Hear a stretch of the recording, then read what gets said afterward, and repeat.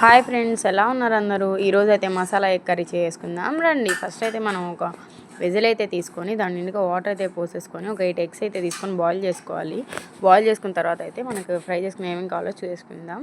ధనియాల పొడి, పసుపు, కారము, చికెన్ మసాలా, కరివేపాకు, కొత్తిమీర ఇవన్నీ తీసి పెట్టుకోవాలి. ఉప్పు.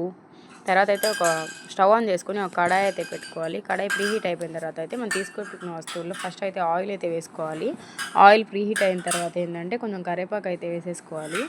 కొంచెం కరివేపాకు వేసేసుకున్న తర్వాత మనం తీసి పెట్టుకున్నాం కదా మసాలా పౌడర్స్, వాటిలో అయితే ఫస్ట్ ధనియాల పొడి అయితే పోసుకోవాలి.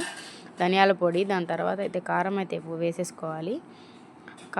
కారం తర్వాత అయితే చికెన్ మసాలా వేసేసుకున్న తర్వాత కొంచెం బాగా కలుపుకోవాలి. ఆ మసాలాస్ అన్నీ కలిసిపోయేటట్టుగా ఆయిల్లో బాగా కలుపుకోవాలన్నమాట. కలుపుకున్న తర్వాత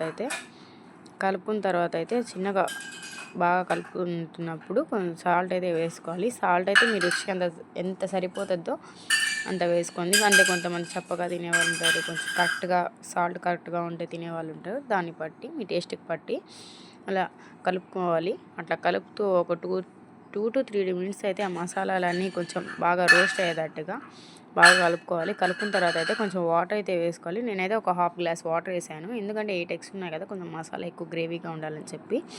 తర్వాత అయితే మనం బాయిల్ చేసుకున్న ఎగ్స్ని అయితే కట్ చేసి పెట్టుకున్నాం కదా, దాన్ని అయితే ఆ మసాలాలో అయితే వేసేసేయాలి. వేసేసుకున్న తర్వాత అయితే కొంచెం కొత్తిమీర, కరివేపాకు అనేవి ఈ రెండు వేసేసి మూత అయితే పెట్టేసుకోవాలి. ఒక 5 to 10 మినిట్స్ సిమ్లో పెట్టేసి కొంచెం రోస్ట్ అయ్యే వరకు కొంచెం అయితే వేసుకోవాలి. దాని తర్వాత తీస్తే అయితే మన మసాలా ఎగ్ రెడీ. మీరు కూడా తప్పకుండా ట్రై చేయండి ఫ్రెండ్స్.